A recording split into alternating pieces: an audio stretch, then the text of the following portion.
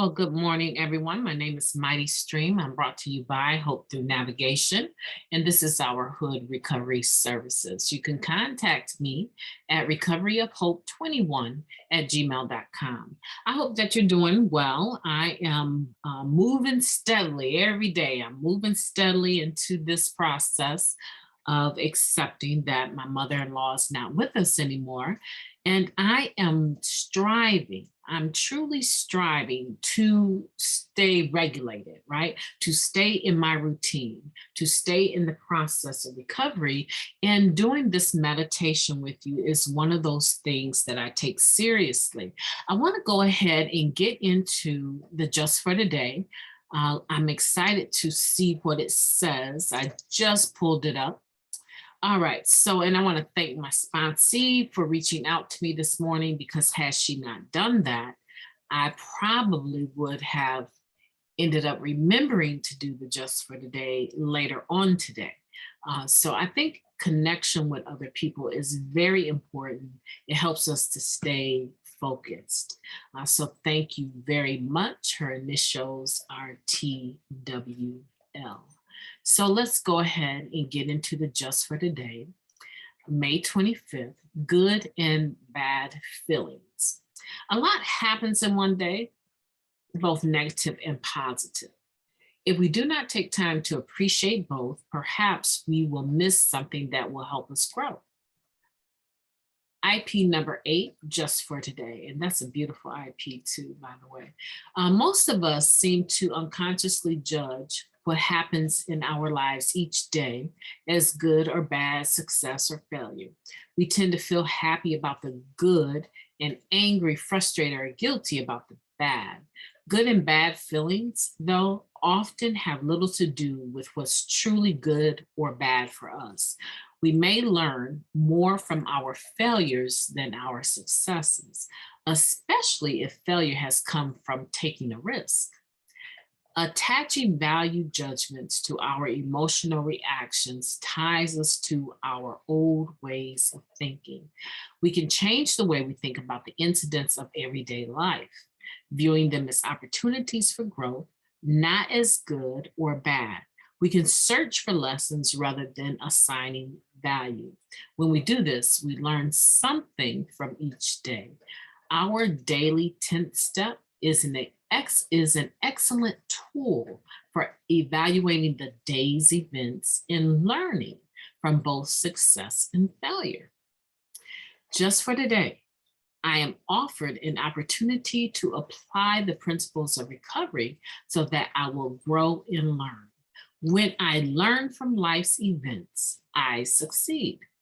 Wow. How do you feel about that? How do you feel about placing value judgments on your emotional reactions? Because, I am going through this process of grieving the loss of my mother-in-law. And whether my husband and I are having a good day or a bad day, one thing that I know, regardless to anything else in this relationship, is that we are best friends. We are very good friends first. And I know that his mother has been just very, very supportive of our relationship.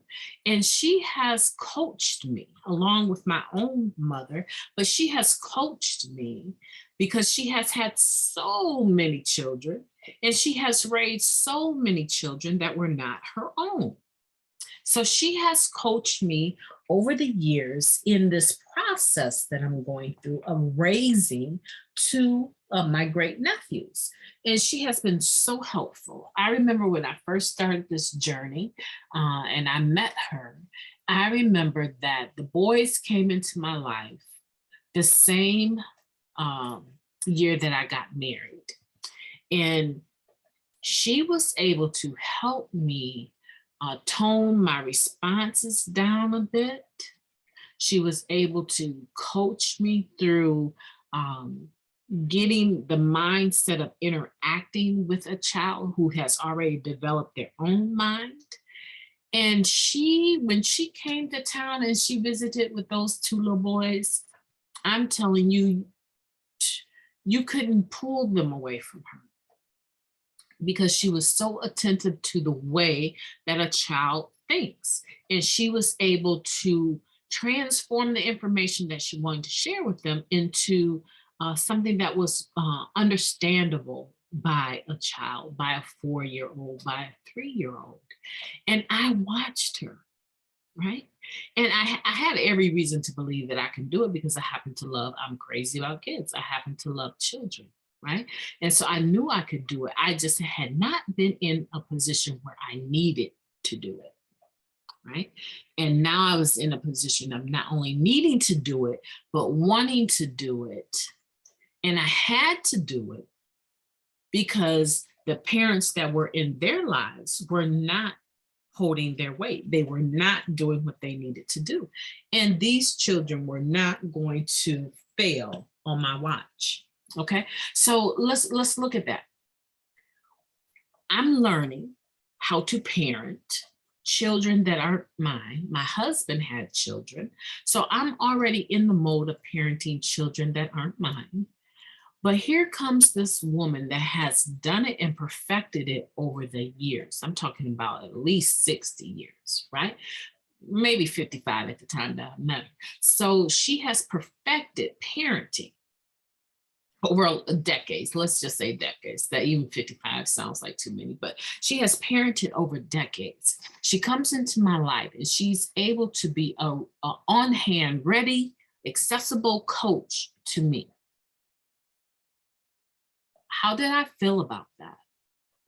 The experiences that I was having weren't always the greatest.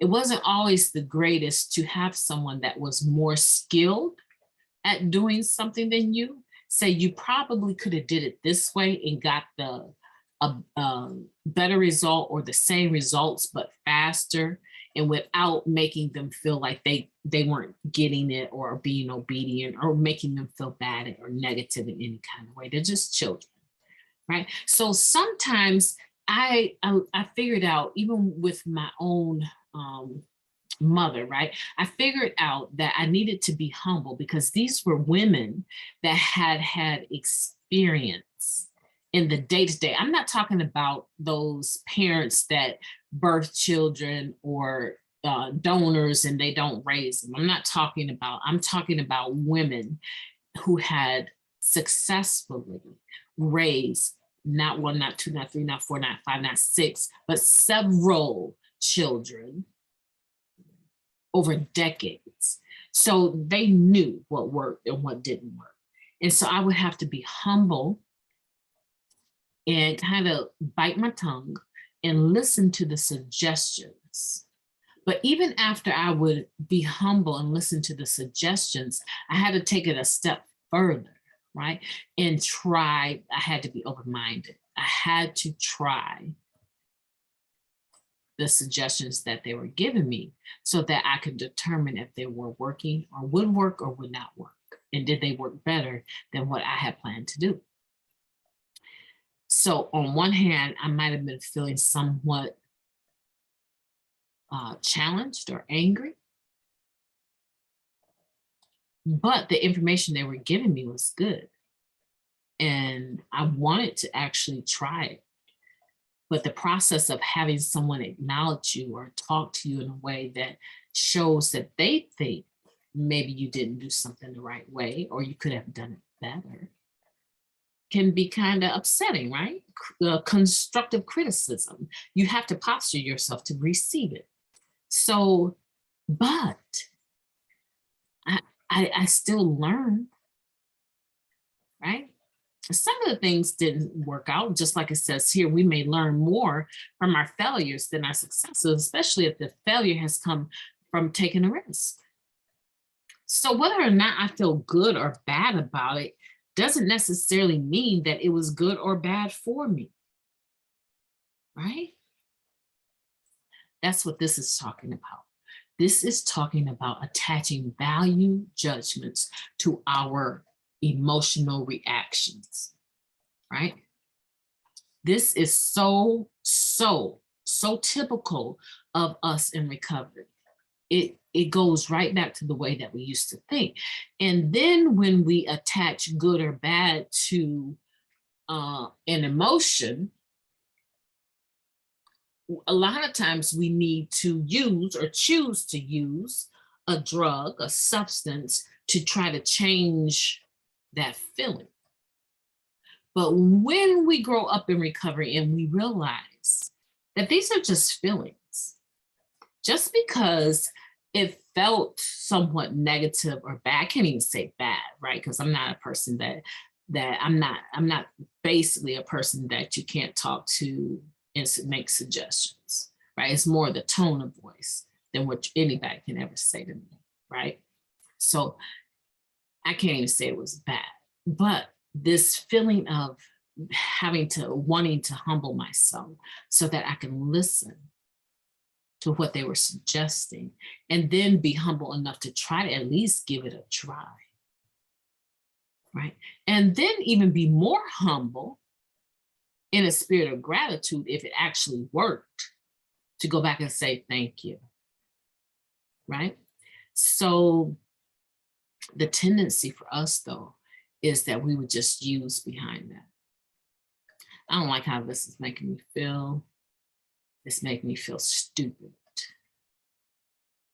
I feel stupid. I feel ashamed. I feel judged. So let me try to change that by putting something on it. And when you come down from your high, you still even have even more stuff that you're going to feel stupid or dumb or challenged or, judged about, because now you probably have added, you have probably compacted other things, that you couldn't get done that you agreed to do because now you're in no shape to drive where you're going, or you're high, or you sleep, you're knocked out, passed out, right? So it's totally useless to try and attach value judgments to our emotional reactions. That ties us back to our old way of doing things. Whereas now, today, in recovery, we say feelings are feelings, but they're not reality, right? You're feeling like when I wake up and I work out, I'm feeling like I just need a little bit more sleep and but I get up and do it because eventually my muscle memory will just pop me out of bed and I would go to working out. I'm doing this, mind you. I just started this project with individuals working out, right? So there's about 15 in the group, and there's only really, there's very few that are actually showing up in the group and they're actually working out because it's the beginning. It's hard. You say you want to do it and you need the encouragement, but you also have that resistance in the beginning. And then boom, my mother-in-law is dead, right? She's gone. And my mind is like, well, you know what? They haven't really been participating. There's only like 2 people really participating out of the 15 besides you. You started the group. You can end the group. You can deal with this depression, dealing with your grieving your mother-in-law. You don't owe anybody any explanations about how you're feeling or doing, or if you work out or don't work out. You're a grown woman. Stand all 10 and cancel that group. But no, I cannot just walk away. Like I can't do that. I cannot do that because I know that at the end of May, or in June sometime, 2 weeks into June, if I stop now just because my feelings are sad right now over losing my mother-in-law, I know for a fact that eventually I am going to come out of this depression and I am going to look back on the period of depression and been like, you could have been like so much more healthy a whole month later, but you dropped the ball because you were wrapped up in your emotions. Knowing goodness well, she was ready to go. She was crying out to God to take me out. I don't want to continue to live like this. This is not who I am. I am so unhealthy right now. I can't do anything. I can't do any of the things I love to do. And everyone has to do everything. I don't want to be here anymore. She was ready to go 2 years ago. So how can I not rejoice for her? Even though in the physical, I'm very saddened, mostly because I'm watching my husband and his younger brother deal with this. And it just breaks my heart that this woman had to bury 3 children, 3 sons before she passed. And she has 2 left and 1 nephew and uh, one grandson and 1 granddaughter that she raised like they were her own because their father was her son and died tragically. So I'm saying, like, emotionally speaking, give yourself a pass for a time period. Like, put a limit on because you're still going to have to. I have an assignment due by midnight tonight. I looked at the assignment and I was like, oh snap. I just looked at it. I was like, oh snap. I'm going to need to read 3 chapters today to write this assignment out due by midnight. And then I have all this homework due, getting ready to be an intern. And that's due by the 30th. You know, life is going to continue to happen. It is not going to stop because of what you're going through. The only thing that usually stops is when we decide to sit back and relax, get high, be irresponsible, right? Us showing up stops, but eventually you're going to have to show up. And when you show up, you're going to have even more to try and explain away because people were expecting you to do your part. Now, you know, I have the most wonderful boss in the world, right? Um, so from that point of view, I'm not really concerned about whether I'm going to lose my job during this phase or not, because I am just down and out on this thing. I know that there's this leave of absence for family issues, right? So I'm not stressing on that. But still, when I come in here and I say I'm brought to you by, I'm still clocking in my mind. There's some things I can do. There's some things I can absolutely do, even from home or the highway or from anywhere in the world. I can still participate in my recovery and my employment without always having to be physically present. And I've done that all along, just like me waking up and working out and reporting into the messenger group what I'm doing to be healthy, right? Because I know eventually I'm going to come out of this and I'm not going to want to look back and be like, you just blew a whole nother month off. It's already July and you're still as unfit as you were in April, right? No.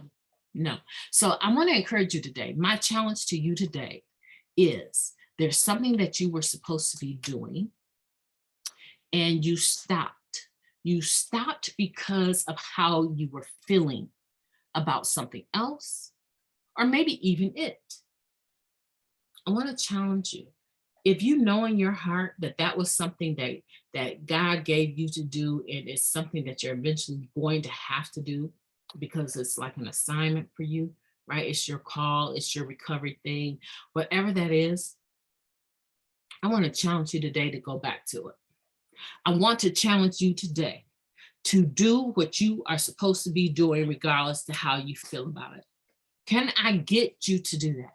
Can I get you to do what you are supposed to be doing, regardless to how you feel about it? Because I guarantee you that if you do what you're supposed to be doing, regardless to how you feel about it, when you get to the destination, right? When you get to where you're trying to go, you're going to look back and you're going to be like, I am so glad I didn't let a divorce. I'm so glad I didn't let depression. I am so glad I did not let grief or losing a loved one stop me in my tracks. One thing my grandma told me before she passed away, she said, you have to take the first step When you take the first step, instinct will cause you to take the second step. You cannot make tracks standing still. You have to move. Take the first step. When you get to the first step, imagine yourself moving your right foot out. It is instinctual muscle memory to tell yourself to move the left foot to bring it to where the right foot is now. You must take the first step. And when you take the first step and you get there, then the instinct is going to kick in and the left step will be taken. And when you get done with the left step, Mighty Stream is telling you, just like Grandma Willie would tell you, the right step is next and then the left step. You cannot make tracks standing still. You cannot sit on your emotions and expect that everything is going to just track itself on out. No, you're going to have to put some energy into this. For some of you out there, your energy is going to be that you are going to wake up and take a shower. You are going to wake up, or maybe you take your showers at night. Take a shower and go to bed. And then you're going to wake up in the morning, start your coffee, put your clothes on, clean clothes on, right? And maybe you don't do nothing else after you do that, but you're tired of staying in the same clothes, not taking care of your body, you're super depressed, whatever that looks like for you, today it stops. Today, change your mind and everything else will follow. Change your mind, take the first step, and I guarantee you, the next step will follow. And you know what? After a while, you get so far down the road of just doing the next right thing. Come on now, I know this is making sense to somebody, right? You get so far down the road of just doing the next right thing, which is that step figuratively, that the next one follows and the next one follows. You get so far down the road into this living right by self and others and God. You get so far into this restoration of recovery that when you do take a peek back, it's just a glimpse. And you'll be like, oh, I wish I would. I wish I would let anything stand in my way because I know what I went through to get from back there up to here. I'm not going backwards. You know, when I got out of shape again, I can remember I had this niece and she had to have an emergency surgery, gallbladder surgery. And I remember, I want to say someone by the name of Phil had been killed in a car accident in recovery. I can almost remember instinctively speaking at his service and being in front of recovering people in front of the church. And I let it go. I went all the way in because these were the same group of people in recovery that every time something bad would happen, every time somebody would die, they would call on me. But to sit in a meeting with me and give me the same level of regard or respect in the actual meeting, they could not do that. Oh, she thinks she's so spiritual. But let somebody die or somebody need an encouraging word, they would be calling on me to go do that 12th step. They would be calling on me for that funeral service, right? And I remember that honor that I felt when this particular addict came to me and said, can you come to this church and do this particular, on behalf of us recovering addicts, say a few words, the pastor's going to give you the podium. And I went ahead and did it. And I left everything in that podium, in that pulpit. I left everything. And I remember when I left. I remember when I left. And I remember feeling that this was going to cause a division between me and them even deeper. Because some people won't celebrate you. They will only acknowledge you after you're dead. They will not celebrate you. And I remember going into a depression, feeling that I had just lost. It was a game for me because now someone of the cloth was recognizing my value and giving me their pulpit. And they put a lot of trust in me, and I did what I was supposed to do. But afterwards, I felt this is only going to cause a greater division between me and them. And I went into this depression.